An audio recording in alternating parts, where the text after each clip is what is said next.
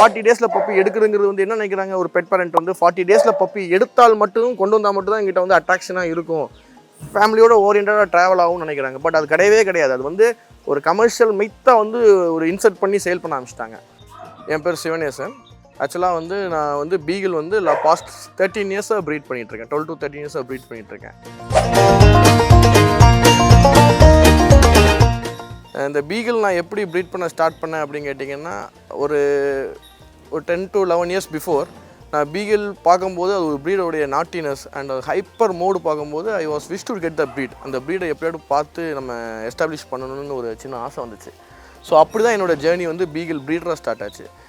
First என்னுடைய first beagle நான் வந்து தேடி பார்க்கும்போது நிறைய பேர்கிட்ட கேட்டு தெரிஞ்சுக்கிட்ட விஷயத்த விட நம்மளே எக்ஸ்ப்ளோர் பண்ணலான்னு சொல்லி எக்ஸ்ப்ளோர் பண்ணி அதுக்கப்புறம் ஒரு ஃபீமேல் வாங்கி அதுலேருந்து ஷோவிங் ஸ்டார்ட் பண்ணி ப்ரீடிங் ஸ்டார்ட் பண்ணி என்னோடய கரியர் வந்து பாஸ்ட் 11 இயர்ஸாக அப்படி ஆஸ் அ ப்ரீடராக பீகிள் ப்ரீடராக எஸ்டாப்ளிஷ் பண்ணி இப்போ வரைக்கும் என்னோடய ஜேர்னி வந்து போய்கிட்டு இருக்கு as a breeder.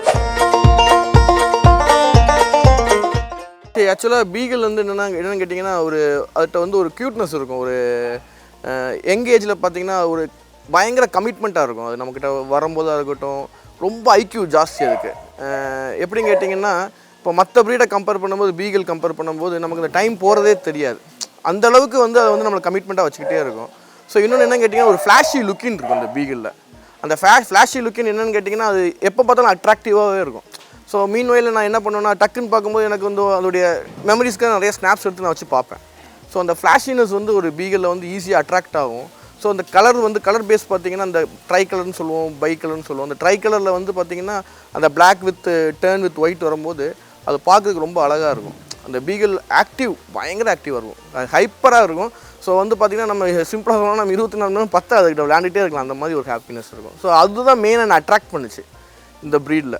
So we can implement அப்படின்னு சொல்லி தோணுச்சு. ஸோ அப்படி தான் அந்த பீகிள் மேலே இன்ட்ரெஸ்ட் எனக்கு ஜாஸ்தியாக வந்துச்சு. அதில் சேலஞ்சஸ்ன்னு சொன்னிங்கன்னா, breeding is very easy. But நல்ல டாக்ஸை ப்ரீட் பண்ணுறது ரொம்ப கஷ்டம். ப்ரீடிங்கில் வந்து சம் பீகிள்ஸ் வந்து கொஞ்சம் சி செக்ஷன்ஸ் போகும். ஸோ அதுக்கேற்ற மாதிரி நியூட்ரிஷன்ஸ், கெனல் கிளீனினஸ், ஸோ நிறைய ப்ராப்பராக வந்து ஒரு கைட்லைன்ஸ் வச்சு ஒரு நாங்களே டிக்னிட்டி வச்சு தான் ப்ரீட் பண்ண முடியும். வேறு என்ன சேலஞ்சுன்னு கேட்டிங்கன்னா, பீகிள் பொறுத்த வரைக்கும் not at all big challenging, but கொஞ்சம் நம்ம வந்து ப்ரிப்பராக இருந்துக்கணும் ப்ரீட் பண்ணுறதுக்கு முன்னால். ஸோ என்னென்னா, குட் டாக்ஸ், நல்ல பிளட் லைன்ஸ், நல்ல பெடிகிரி, ஸோ ஜெனட்டிக் வைஸில் வந்து எந்த ஒரு சேஞ்சஸோ அஃபெக்டிவோ இல்லாதது. ஸோ ஃபினோடைப் ஜெனோடைப் நாங்கள் சொல்லுவோம். ஸோ ரெண்டுமே பார்த்து ப்ரீட் பண்ணுறவங்க இருக்காங்க. நான் மெயின்லி ஜெனட்டிக் பார்த்து தான் ப்ரீட் பண்ணுவேன். ஸோ என்னுடைய மென்டார்ஸ் எப்படி ஃபாலோ பண்ணாங்களோ அதே மாதிரி தான் ஃபாலோ பண்ணியிருக்கேன். ஸோ என்னுடைய சேலஞ்சுனா அப்படியே ஒவ்வொரு ப்ரீடிங்லையும் நான் வந்து கட் பண்ணி இன்றைக்கி என்னால் வந்து அந்த சேலஞ்சஸ் இல்லாமல் என்னால் ப்ரீட் பண்ண முடியும். ஸோ அந்தளவுக்கு எனக்கு கான்ஃபிடென்ட் வந்துருச்சு அதில். ஸோ சேலஞ்சஸ்ன்னு பார்த்தீங்கன்னா இது ஒன்று தான். மெயினாக என்னென்னு கேட்டிங்கன்னா, நல்ல பிளட் லைனில் இருந்துச்சு அப்படின்னா we can breed a good dogs without any genetic issues. அது மெயினாக ப்ரீட் பண்ணணும். இன்னொன்று என்ன கேட்டிங்கன்னா, பெட் பேரண்ட்டுக்கு வந்து நம்ம ஈஸியாக வந்து ப்ரூவ் பண்ணி சொல்லணும். இந்த மாதிரி தான் இப்போ ஃபார் எக்ஸாம்பிள் பார்த்தீங்கன்னா, ஒரு லிட்டரில் ஒரு 5 பப்பீஸ் இருக்குது அப்படின்னா 5 ஈவன் எல்லா பப்பியும் வந்து ரொம்ப நல்லா வரும்னு சொல்ல முடியாது. ஸோ ஒரு பப்பிக்கு பார்த்திங்கன்னா ஐக்யூ நல்லாயிருக்கும், ஒரு பப்பி ரொம்ப ஆக்டிவாக இருக்கும். So we want to choose it. So அதிலிருந்து தான் நம்ம எடுத்து இது எப்படி ப்ரீட் பண்ணலாமா இல்லை ஷோ பண்ணலாமா. So from that we will choose and we will go for a breeding or showing like that. அதுதான் சேலஞ்சு. அந்த choosing puppy is a challenge.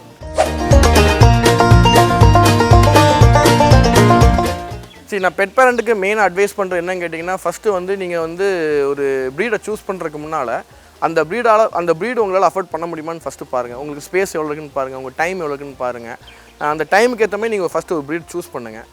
அதுக்கப்புறம் வந்து டேரெக்டாக கெனல் விசிட் பண்ணுங்கள். அந்த ப்ரீடரை பற்றி தெரிஞ்சுக்கோங்க. அவங்க எத்தனை வருஷமாக ப்ரீட் பண்ணுறாங்க, அவங்ககிட்ட உள்ள பிளட் லைன்ஸ் என்னென்ன பிளட் லைன்ஸ் இருக்குது தெரியினாலும் நீ breeders has a responsibility to inform. அவங்க வந்து எல்லாமே இன்ஃபார்ம் பண்ணுவாங்க. ஸோ வந்து ஆஸ் அ பெட் பேரண்ட்டாக மெயினாக பண்ண வேண்டியது என்னன்னு கேட்டிங்கன்னா, ஒரு கெனலுக்கு விசிட் பண்ணுங்கள். ஆஸ் சூன் அஸ் எவ்வளோ சீக்கிரம் பப்பி எடுக்கணும்னு நினைக்காதீங்க. நீங்கள் அந்த பப்பியை வந்து ஏன்னா ஒரு 40 டேஸில் பப்பி எடுக்கிறதுங்கிறது வந்து என்ன நினைக்கிறாங்க, ஒரு பெட் பேரண்ட் வந்து 40 டேஸில் பப்பி எடுத்தால் மட்டும் கொண்டு வந்தால் மட்டும் தான் எங்கிட்ட வந்து அட்ராக்ஷனாக இருக்கும், ஃபேமிலியோட ஓரியன்டாக ட்ராவல் ஆகும்னு நினைக்கிறாங்க. பட் அது கிடையவே கிடையாது. அது வந்து ஒரு கமர்ஷியல் மித்தாக வந்து ஒரு இன்சர்ட் பண்ணி சேல் பண்ண ஆரம்பிச்சிட்டாங்க. பட் என்னென்னு கேட்டிங்கன்னா, நீங்கள் 40 டேஸில் பப்பி எடுக்கிங்கன்னா அது ஷுட் பி வேக்சினேட்டட். அது இல்லாமல் ஒரு இம்யூனிட்டி பூஸ்ட் ஆகிறதுக்கு வந்து மோன்லி 90 டேஸ் டைம் ஆகும். ஸோ வந்து ஒரு பெட் பேரண்ட்டுக்கு கைண்ட்லி பிக் அட்வைஸ் என்னென்னு கேட்டிங்கன்னா, கண்ணை மூடிட்டு பப்பி வாங்காதீங்க. டைரெக்டாக போங்க, கெனலுக்கு போங்க, விசிட் பண்ணுங்கள், ப்ரீடர்ஸ்ட்டை வந்து டைம் ஸ்பெண்ட் பண்ணுங்கள். அவங்ககிட்ட கேளுங்க, எந்த டவுட்னாலும் கேளுங்க. Breeders should answer 24/7. அவங்க நீங்கள் எப்போ கால் பண்ணாலும் ப்ரீடர்ஸ் வந்து கால் அட்டன் பண்ணி ஆன்சர் பண்ணணும். So they have a good responsibility. ஏன்னா நீங்கள் வந்து ஒரு லைஃப் ஸ்டாக் வாங்குறீங்க. லைஃப் ஸ்டாக்ஸுங்கிறது உங்களுக்கு வந்து லைஃப் கம்பேனியன். 14 to 15 இயர்ஸ் உங்கள் கூட ட்ராவல் பண்ண போகுது. ஸோ வந்து நீங்கள் ஜஸ்ட் லைக் தட் நீங்கள் வாங்கிட்டீங்க அப்படின்னா ஒரு சின்னதாக வந்து உங்களுக்கு ஏதோ ஒரு ப்ராப்ளம் வந்தால் கூட it will be carry on இல்லையா? ஸோ வந்து ஃபஸ்ட்டு வந்து ஒரு பெட் பேரண்ட்டாக ஒரு கெனல் விசிட் பண்ணுங்கள். அந்த டாக்ஸை பற்றி தெரிஞ்சுக்கோங்க, பிளட் லைனை பற்றி ப்ரீடர்கிட்ட கேளுங்க, பப்பியை அப்சர்வ் பண்ணுங்கள். உங்களுக்கு 40 days பப்பி பிடிச்சிருக்கா, ஓகே இந்த பப்பி நான் எடுத்துக்கிட்டேன், ஒரு புக்கிங் பண்ணிக்கிட்டேன், எனக்கு 90 days கழிச்சு வேக்சினேஷன் கம்ப்ளீட் பண்ணிக்கப்புறம் கொடுங்கன்னு சொல்லுங்கள். Breeders will be accepted. குழந்தை ஆசைப்படுறது, கிஃப்ட் பண்ணணும், இந்த மாதிரி டேர்ம்ஸ்குள்ளே நீங்கள் please don't buy a puppy. இதுதான் என்னோட big advice for pet parent. Beagle ஸ்பெசிஃபிக்காக வாங்கணும் அப்படின்னு நினச்சிங்கன்னா நீங்கள் ஜஸ்ட்டு வந்து அதோடைய பிளட் லைன், ஜெனட்டிக் இஷ்யூஸ் எதுவும் கேரி ஆகுதான்னு பார்க்கணும். ஸோ வந்து கெனல் விசிட் பண்ணுங்கள், பேரண்ட்ஸ் பாருங்கள், பேரண்ட்ஸோட டீட்டெயில்ஸ் வாங்குங்க. அந்த டாகை வந்து பப்பியை வந்து நேரில் பார்த்துட்டு அதை நேரில் எக்ஸாமின் பண்ணி அது எப்படி இருக்குங்கிறத பார்த்துட்டு நீங்கள் பர்ச்சேஸ் பண்ணிக்கோங்க, நீங்கள் வாங்கிக்கோங்க. ஷோங்கிறது ஜஸ்ட் அ கேம். அது யாருனாலும் பார்ட்டிசிபேட் பண்ணலாம், ஓகேங்களா? ஆஸ் அ கேசியில் ரிஜிஸ்டர் பண்ணி if they have a microchip and puppy with under the KC ரிஜிஸ்ட்ரேஷன்னா அவங்க வந்து ஷோவில் பார்ட்டிசிபேட் பண்ணலாம். ஷோவில் வின்னிங்கிறது ஒரு கான்செப்ட் இருக்குது. அது எப்படின்னு கேட்டிங்கன்னா, இப்போ நான் வந்து ஒரு 9 to 10 இயர்ஸாக ஷோ பண்ணிகிட்ருக்கேன். ஃபஸ்ட்டு ஸ்டார்டிங் எனக்கு வின்னிங் கிடைக்காது. ஸோ அதை அப்சர்வ் பண்ணுறதுக்கு என்ன ரீசன் அப்சர்வ் பண்ணுறதுக்கே டைம் ஆகும். ஸோ இப்போ என்னென்னா, இப்போ எல்லாருமே வந்து ஒரு பெட் பேரண்ட் வராங்க, நாங்கள் வின்னின் காமிக்கிறோம், பட் நான் மேக்ஸிமம் என்னுடைய வின்னின் காமிக்க மாட்டேன். நான் என்னுடைய டாக் அனடாமி காமிப்பேன், என்னுடைய பப்பீஸ் காமிப்பேன். என்ன ரீசன்னா, இப்போ நம்ம வின்னின் காமிக்கும்போது சில பேருக்கு அது புரியவே புரியாது. நிறைய பேர் டாக் ஷோஸ் என்ன நினச்சிட்டு இருக்காங்க, இட்ஸ் ஒபிடியன்டி ஷோ, டாக் எபிலிட்டி இருக்கும் அப்படின்னு நினைப்பாங்க. பட் அது டாக் ஷோஸுங்கிறது தனி சாப்டர். அது வந்து என்னன்னு கேட்டிங்கன்னா, அது வந்து ஸ்டாண்டர்ட் எஃப்சிஏ ரூல்ஸ் கீழே வர ஒரு அனாட்டமி வச்சு அதோடைய ஸ்டாண்டர்டை வந்து அவங்க வேரியேஷன் பண்ணியிருக்காங்க. பட் ஷோஸை பொறுத்த வரைக்கும் எப்படின்னு கேட்டிங்கன்னா, நீங்கள் யாருனாலும் ஷோ பண்ணலாம். பட் நல்ல பிளட் லைன் இருந்துச்சு, அந்த பிளட் லைனுக்கு ஏற்ற மாதிரி நம்ம வந்து இந்த டாகை ட்ரெயின் பண்ணுறோம் அப்படின்னா, ஃபஸ்ட்டு வந்து பெட் பேரண்ட் வந்து ட்ரெயின் ஆகணும். நம்ம நாயை ஷோ பண்ணலாமா வேணாமாங்கிறத அவங்க ட்ரெயின் பண்ணால், அவங்க மைண்டு ட்ரெயின் பண்ணால் மட்டும்தான் அந்த டாகால் வந்து ஷோவை பார்ட்டிசிபேட் பண்ண முடியும். So winning doesn't matter, but participate பண்ணி நம்ம வந்து இந்த பிளட் லைன் வந்து இங்கே இருக்குது. It's a kind of one community. ஷோங்கிறது ஒரு கம்யூனிட்டி தான். எல்லோரும் வருவாங்க, ஒரு ஃப்ரெண்ட்ஷிப்பாக இருக்கும். ஈவன் இப்போ பார்த்தீங்கன்னா பெங்களூர் நடக்குதுன்னா, இங்கேருந்து நாங்கள் பெங்களூர் போகும்போது இட்ஸ் கைண்ட் ஆஃப் ஒரு மீட் மாதிரி தான். எல்லா ப்ரீடர்ஸும் வருவாங்க, மீட் பண்ணுவோம். ஸோ எங்களுக்கு வந்து ஒரு என்டர்டைன்மெண்ட்டாகவும் இருக்கும். நாங்கள் ஷோ பண்ணுறோம், வின்னிங் கிடைக்கும். இன்றைக்கி நான் ஜெயிக்கிறேன், நாளைக்கு இன்னொருத்தர் ஜெயிக்கிறானோ, we will be happy about that. So இந்த மாதிரி தான் ஷோஸ் பொறுத்த வரைக்கும் இட்ஸ் நாட் கைண்ட் ஆஃப் எல்லோரும் பார்ட்டிசிபேட் பண்ணணும் அவசியம் கிடையாது. It's a kind of game. அந்த கேமில் யாருனாலும் பண்ணலாம். பட் வின்னிங் வேணும்னா அதுக்கேற்ற மாதிரி நம்ம ஒர்க் பண்ணணும். நல்ல பிளட் லைனில் டாக்ஸை வந்து ரெடி பண்ணணும். இந்த ஜேர்னியோட ஃபில்ஃபில்லிங் ஹாப்பியான partner relaxation.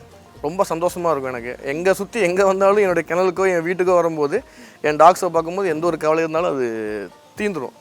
So business pressure இருக்கும், ஃபேமிலி இஷ்யூஸ் இருக்கும், ஆனால் எதுவுமே வந்து என்னுடைய டாக்ஸ் பார்க்கும்போது இருக்காது. ஸோ மெயினாக அதனால மட்டும்தான் இந்த ப்ரீடிங் செக்மெண்ட்டை ஆஸ் அ பேஷனாக நான் வந்து டெவலப் பண்ண ரீசனே அதுதான்.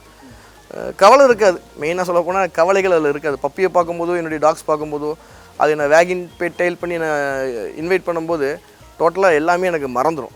ஸோ அதுதான் எனக்கு இந்த ஜேர்னியில் எனக்கு பெரிய ப்ளஸ்ஸே அதுதான். ஸோ நெக்ஸ்ட் டே வந்து ரொம்ப ஸ்போர்ட்டிவாக இருக்கும், ரொம்ப மோட்டிவாக இருக்கும். ஸோ அப்படியே என்னுடைய ஜேர்னி ஸ்டார்ட் பண்ணிடுவேன். அது ஒரு பிரேக்கே எனக்கு வராது. எதுனாலும் செய்யலான்னு ஒரு நம்பிக்கை இருக்கும்.